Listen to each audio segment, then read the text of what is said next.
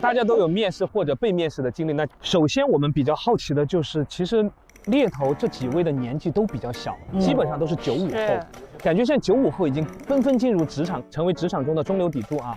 像杜华姐，你们公司有很年轻的合伙人吗？一博97的，今年26，也属于 Z 时代。这个岁数会成为一个选人的标准吗？像你们公司的话，我觉得还是看个人成熟度，因为我觉得95后也不小了，95年的已经28岁，原来是更严格的。潇潇还没到28岁，已经出道10年了。那杜华姐呢？当时怎么突然自己创业了？那一年的话，我怀孕生孩子，坐完月子去上班，然后上班的第一天我就得到噩耗，就是说公司被卖了，所以那一天的话我就很悲伤。然后立马在下午的时候，就一个朋友吧打电话，他说：“那我这样，我给你投200万。”他说：“你要不出来创业吧？”好想拥有这样的朋友。不是，我觉得他是骗我的，所以我说能不能晚上我赶紧帮你准备一个 PPT。我做到凌晨4点钟就去把那个 PPT 赶完了，5点钟的时候发给他了，然后第2天我就开始创业了嘛。但是，在第1年的时候我就把别人200万给亏掉了。那一年的话，我就到处去问别人借钱，然后最后没办法就问我之前给我那200万的那个投资人，又找他。你还敢来？兜兜转转。对，我又厚着脸皮，然后又去问他借钱。那当时是因为我要签韩庚嘛，所以我就问他借钱。我说你相信我一回，然后他就当时跟我说了一句话，我这一辈子都不会忘记的。他就说：“我有且只会再给你1次机会，如果你这次没有做成功的话，我会把你直接推到水里面。”破釜沉舟了这一下。对啊，我就觉得哎，压力好大呀。对。庞博，来聊聊你吧。28岁那年是当时觉得自己误入歧途。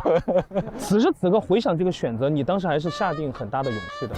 我觉得从战略上是有勇气，战术上还是就双方互相考察了很长一段时间，包括观察了一下这个公司不是诈骗，就是在正常运行，包括各种业务也都在做，所以就是做了个决定吧，在那一刻。终于练完了，你们觉得怎么样？有惊艳到，相比于刚拿到简历来讲，对吧？都不错啊。背景和个性，我觉得都是非常的多样化。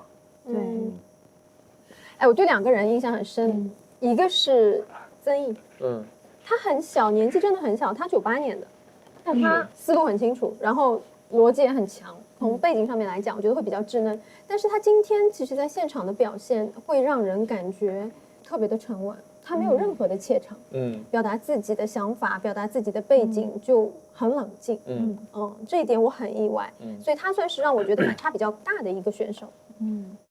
还有一个就是 LV 的这个小男生，卢毅也可塑性很强。我对 Brandy 的印象很深，周以纯，就他很锋利，能感受到他很紧张。但是他给到人的这种压力感，我觉得印象会很深刻。但是他会给人感觉有种距离感啊，对，他跟曾毅可能不大一样，曾毅的是平静的距离感，他是有攻击性的距离感。这个男生我印象也很好 ，Jelly， 对，我觉得他很谦虚，很有亲和力。但我觉得他气场有点弱，他有点让我感觉像一个邻家小男孩的感觉。但我觉得做猎头这个点会有优势的，是吧？对，因为猎头，我觉得，其实你很重要的是说，你会让客户觉得有可靠的感觉，有信任的感觉，愿意把自己的事情交给你。那我觉得在这一点上，陆子霖会加分的。但其实还有一点，就他因为他的选择好像都是有点被动的，所以想看到他能不能独当一面的部分。这点其实我也是打个问号的。还有的话，我觉得楚爱的背景也是蛮有意思的。之前最早是入行做猎头，后来的话又自己创业，各种包括他学历背景都很好，是没错。他是一个很爱表现的人，对于这个行业来讲的话，也会有自己很多的一些思考吧，但是在表达的过程当中可能 over 了一点点，对吧？我不知道大家有没有这种感受。我觉得他是不是会有一点点紧张，所以他会有着急于想表达的这种情况，感受到紧张了，一直这种肢体语言比较多。但司徒好像也是因为紧张，当时看简历的时候写了非常多，比如说那种兴趣爱好然后可以看得出来这个人是非常非常外向的，包括他自我评价里面。但今天好像表现出来的是有一种羞涩，有一点。我觉得像司徒这种，他不是一下子会立马把自己闪耀的一面爆发出来的，他还是会比较慢热的，他需要一个契机，以及就是别人的肯定跟鼓励。这种情况下他可能会发挥的更好一点。胡晓是92年的。92年。对，我没有看出来他是92年的，他会给我感觉就是更成熟一点。但因为是 I 嘛，所以他比较内敛的话，不知道如果说是跟这些性格鲜明的人会有什么样的碰撞？胡晓是 I， 曾毅也是 I 是吗？曾毅也是 I 啊。曾毅我没有看出来他是 I 型哎。但相比我们刚拿到简历来讲，这些人都立体了很多。然后跟我们刚开始判断简历的时候的性格大方向没什么区别。对。那明天就是正式入职了，你们觉得要成为城市猎人猎头之星，应该具备什么样的能力啊？我觉得是我从3个方面来看，一个方面呢就是他们的业务能力，因为他们都是猎头出身。对，其实我们无非是说看他在合伙人这个位置上，他自己本身在业务这一块能够钻到什么程度，业务的熟悉的交付，包括客户的沟通等等。那第2块呢，我觉得是软性素质，就包括这些实习合伙人在整个项目过程当中，他们所展现出来的领导能力、合作能力、沟通能力，包括处理问题的能力，这种软性素质，我觉得是第2个方面。那第3个方面呢，我觉得还是一个价值观的问题，就是我们做这份工作最根本、最重要的，我们看重什么？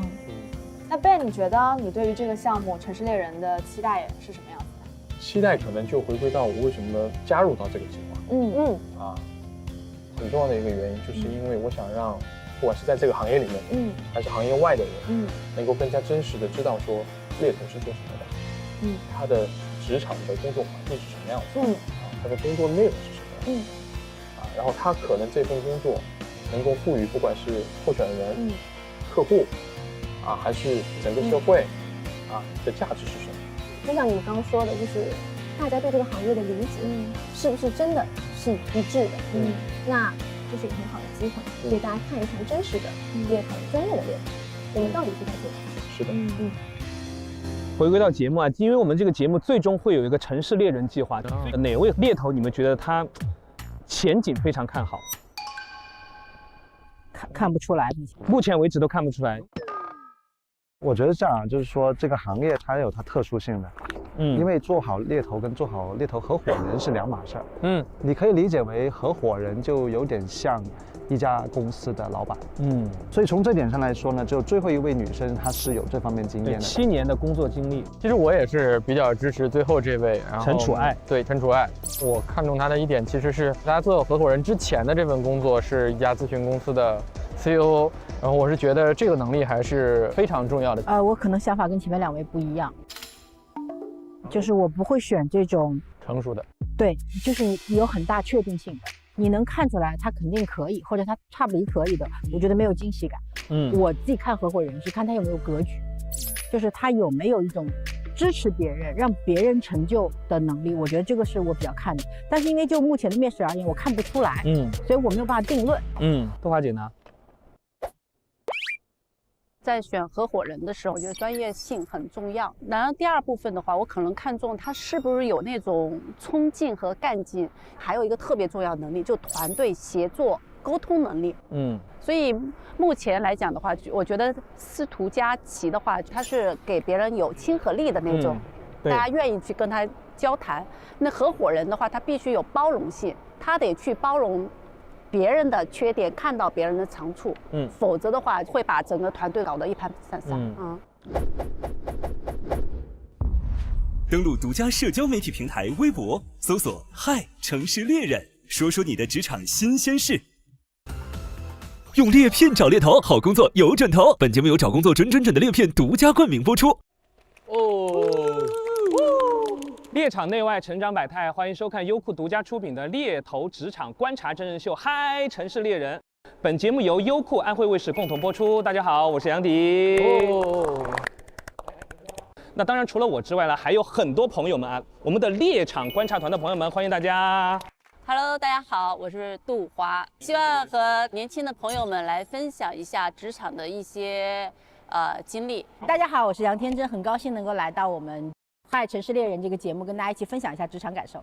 Hello， 大家好，我是陈潇，也是抱着一个学习的心态吧，然后也可以分享一些我的可能年轻一点的职场的一些小经验。嗨，大家好，我是庞博，很开心啊，非常开心来到一个这里有很多老板，但是没有我老板的节目。那个，大家好，我是老歌手艾伦苏醒，很开心来到我们的嗨 City Hunter 城市猎人。我们定调还是被你给破了。除了几位呢，我们还有一位特别厉害的招聘专家，让我们欢迎猎聘创始人兼 CEO、中国招聘营销专家戴科斌先生，欢迎。大家好，我叫戴科斌我是猎聘的创始人，非常高兴今天能够参加《嗨城市猎人》的节目。再次欢迎我们的戴总。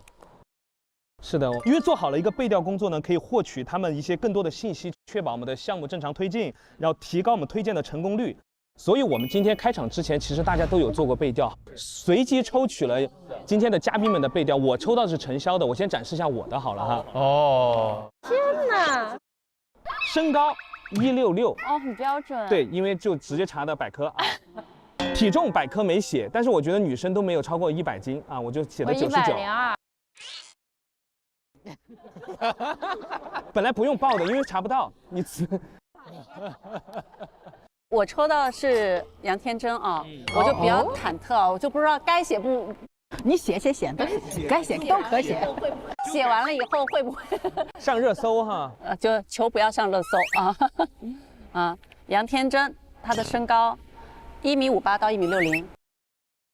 我1.64米姐，1.64米，哎，我1.64米好吗？我1.64米。比他最高的都写低了。哎，第一个问题已经开始了。体重这个就保密吧？你可以说没关系。你都写出来了，后面括号保密，我也不懂为什么，给谁保密啊？到底这上面的机位吗？这可以拍到吗？我经常回答我的体重的，因为我经常直播的时候卖女装。我先说，你看对不对？140，差不多，比这再多一点。来，我们看一下天真姐好了。我的是苏醒。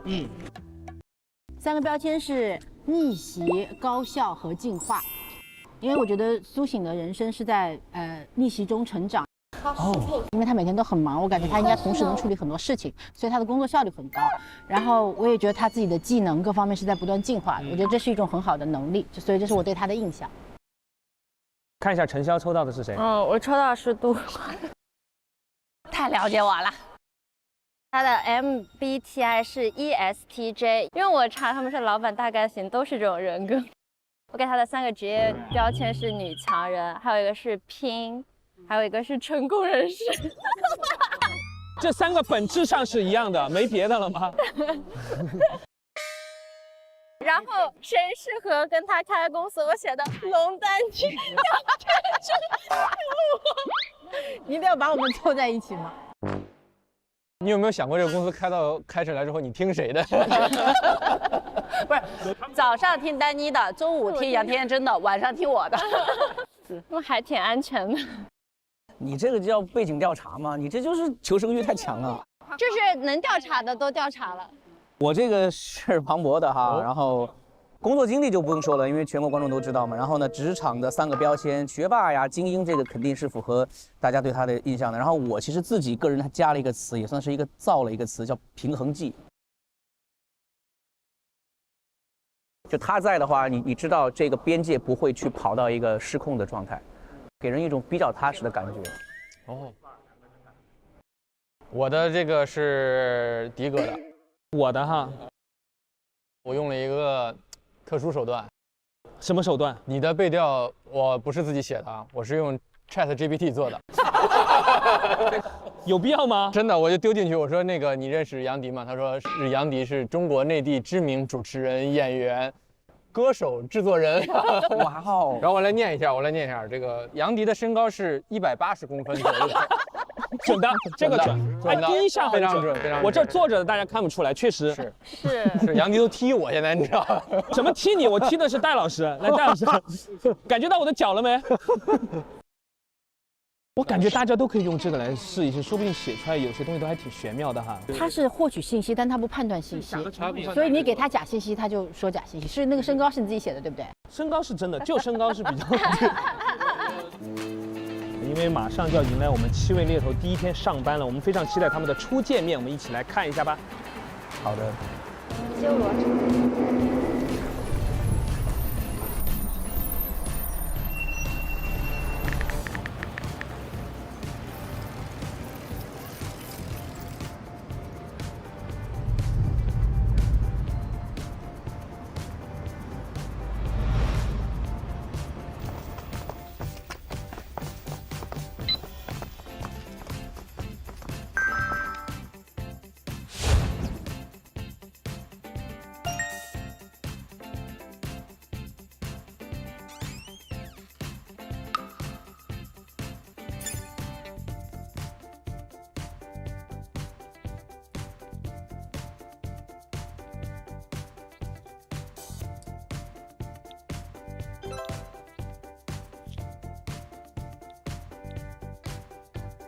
这看起来就很无公害型啊，像22、23岁的状态。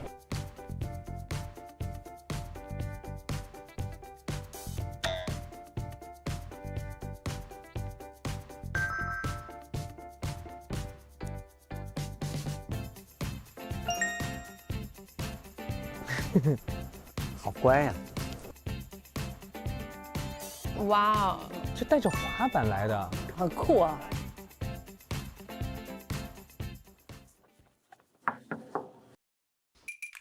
你好 ，Hello， 你好，你已经到了很久了。没有，刚开始过了。那我就坐你对面。好的。他怎么那么紧张啊？有点小社恐感觉，腼腆。你就带着滑板过来。对的，我叫司徒，你靠，怎么称呼？我叫陆泽林。陆泽林怎么写？哦，好的。昨天有大概的看了各位的简历，应该也有看我们的简历。你刚才带着滑板进，我就记得好像有一位帅气的小姐姐写着滑板。对。哪一位最适合做未来的合伙人？那我选择的是这个人选 N。哇，他选的就是他，所以对他的简历很熟悉，很清晰。你的爱好那块写的是很。我爱好写的很多啊，那我记住了啊，我印象特别清楚。是吧？哎，你是不是有5年工作经验的那个？哦，你看，对，是，这都记得。哦，我想说呢，我第一个看到就是你的简历，我想说，哇塞，好稳定啊，真的。确实。而且你做的挺好的，你在这边做的那些，我大概粗略的看了一下业绩啊之类的。而且我说你是戴眼镜的男生，但我觉得他可能会戴个眼镜。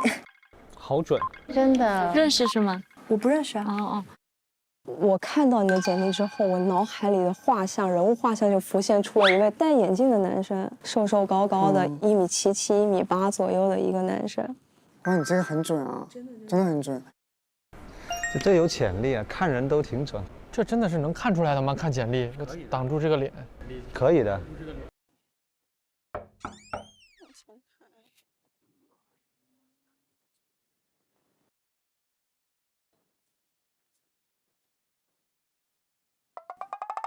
Hello， 你好。你们好。你们俩已经到了，随便坐是吗？对，随便坐。那我就坐这吧。我们继续自我介绍。我叫 Brandy， 然后我是中文名是周逸纯，然后我也是毕业之后在奢侈品行业做了1年的销售。哦，然后是 Chanel 的 Fashion Advisor。对，然后做了2年猎头这样子。对，所以你们就昨天的时候在选最不合适的人里面有选我吗？哇，好直接啊！有的话怎么办？没有选你。这都是诚实的回答，看起来，你们俩同赛道的？我们俩不是一个赛道，就是我现在做的是那个医药的，而且做的是早期研发，就是跟那个科学家。哦，厉害。